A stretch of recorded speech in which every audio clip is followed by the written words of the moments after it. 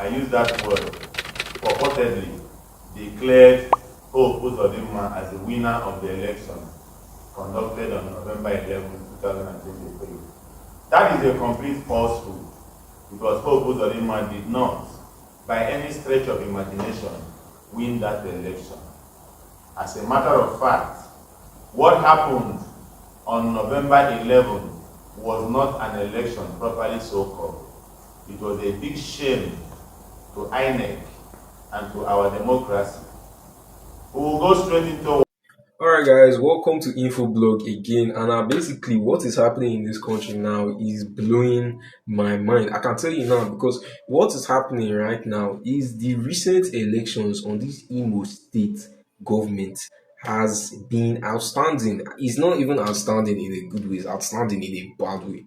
Because now these guys are complaining, or they are saying that the election should be stopped. This clip and the next clip that I will play after are saying that the election should be stopped, or the election should be cancelled, because some states didn't even hold election. Can you imagine, like at the midst of during the election, some states did not hold election. Some states did not even have election. Ballot boxes were not brought out. Some states were not even told that, okay, the ballot boxes were available. And there was a lot of rigging. And they also reported that there were a lot of thugs around with no police to actually control the people or control the election going on. Now, these guys are complaining. These guys are saying, how can this country be like this? How can this country still be going on like this? Don't forget that these are members of the Labour Party. So we expect this thing from the Labour Party based on the fact that the Labour Party has been against the normal rigging of this election. We know that there have been a lot of rigging of this election. We know very well. But these people don't want to listen. And a lot of people have complained about this Imo State election that just happened recently, and we don't know what the government is going to say about it. INEC has not yet said anything, because reports has also shown that INEC too was also involved in illicit acts concerning these things. Some INEC officials did not even come, but the results were given out concerning the elections. And how is that possible? That's not possible, Abby. But this certain type of things still keep happening in this country. How are we going to get better? How are we going to solve this country? How are we going to move up in this country if things like this keep happening? Just watch this video, watch the other one too that's after this next video that's going to play. See how these men are talking about the illicit things that were happening during the election, the things that were happening during the election. If you listen very well from now to the end of this video, you will understand what was going on in this thing, how these people were using illicit ways, using crooked ways to actually win their way into the election. It's not fair. It's not fair. So now I want you guys to watch to the end of this video so that you will see how these guys are explaining what happened during the election and why they want it to be cancelled.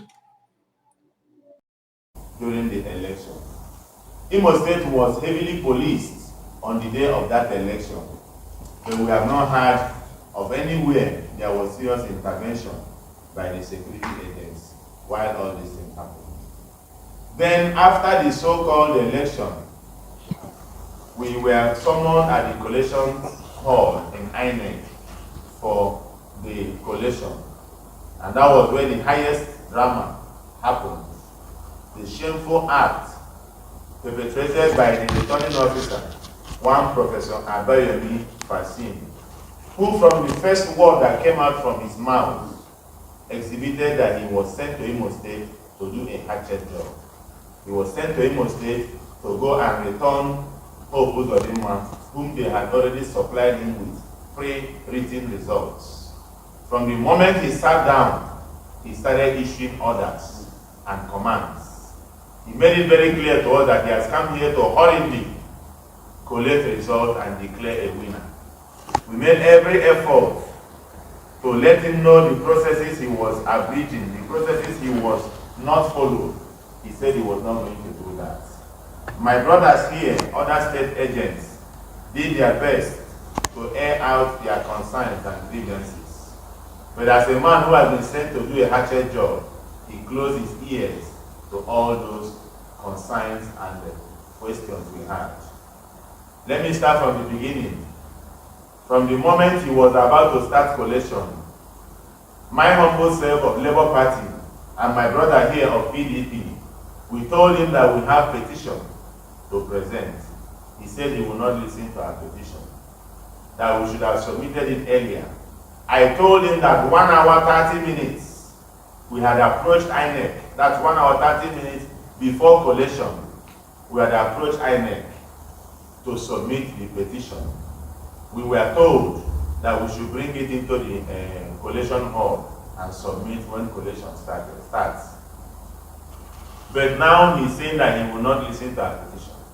That we have a constitutional right, an inalienable right to fair hearing. No matter how frivolous our petitions are, we deserve to be heard. The law entitles us that we must be heard. But this man shut us down. He denied us fair hearing. He refused to hear us. And seated on the table with him were 2 INEC federal commissioners.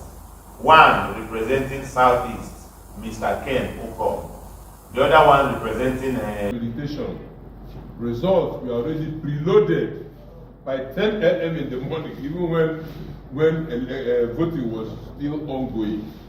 That was why the chairman of the Labour Party called on INEC to check their IREF at the back end to get the actual result, so that collation would be stopped.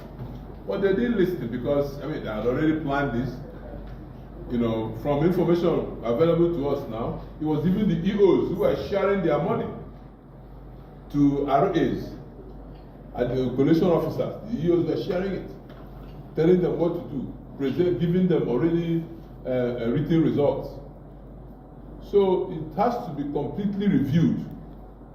We have now written to the INEC chairman for a total review of that election, so that whoever is the victor will be announced, or outright cancellation of the election. Thank you very much. Pass on to my colleague. Well, first of all, gentlemen of press, I feel so ashamed with what INEC just did on the 11th of November. INEC promised a free, fair, and credible election. We thought that INEC was going to correct what it did on the 25th and 18th of March. Very shocking is the fact that the REC in Imo State, by 2 p.m., announced to the whole world that entire voters in that Saturday's election is not up to about 4%. And we're very surprised that results were collected without accreditation. I don't want to talk about the violence. How a place like Osun, you had the Attorney General of the state, who happened to come from Osun, saying that on the day of the election, despite insecurity in Osun, that 80 vehicles of people from Osun were moved from Owerri to Osun to cast their votes. I wonder how we could think that when on election day they're supposed to move like everyone is confined is for the units or what. But here there's somebody saying that 80 vehicles moved people from Osun to the Osun local government. And when you look at all the videos that went viral, you'll see where in a school or a church where they use armor tag headed by the security apparatus to start tampering papers.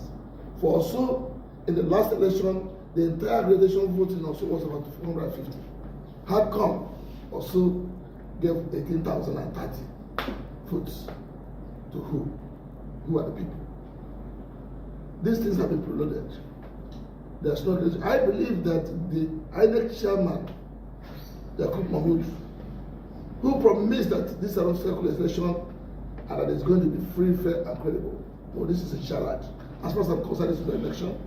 And we wrote petitions before the coalition started that there must be a review of this result. Having come out with a lot of facts, yet they ignore that. And in the coalition center, and the watchful eye of the security operatives, a chairman of a party who is the state agent of a party was molested, assaulted. bundled out of the place, and nobody raised an issue. I saw what happened in Bayelsa when such an incident wanted to take place. All the security agents came to the rescue of the man in question. But here, Bayelsa is 8 local governments. Up till as we speak, collection is still going on. Imostate with 27 local governments, collection took place under 1 hour. It's very shameful. Very, very shameful. Very, very shameful. It doesn't care if people are afraid. Why don't allow election to go freely? Look at some of the policemen were caught on video carrying ballot papers. The videos are there. My cars were shot, my drivers and police were shot and wounded. We're in a war here, it wasn't an election. What we saw last election was war, not election. And how could the election commissioner, judge of Southeast, care? Could I get? He was the one that was working with the EOs, telling them to collect whatever they see as a result. They should not mind about beavers or anything. And they told us that beavers, we have what is in the IRF, we have the back end. We know there was no accreditation. My colleague said it's 50%, over 70%. There was no collection. I didn't know. Kogi State, election was stopped at the point. 2 or 3 local governments cancelled to be taken back on the 12th of November. Kogi is 21 states, 21 local governments. IMO is 27 local governments. Collection started about what time? About almost 1 a.m. Within 3 or 4 o'clock, it's finished for us.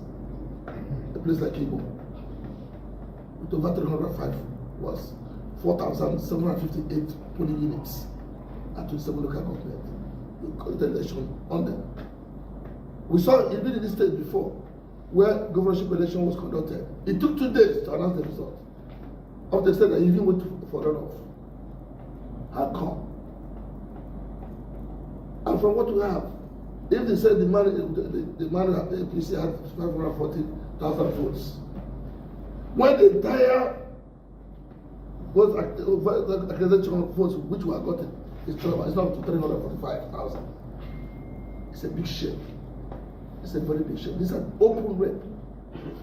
So we call on the INEC chairman, Professor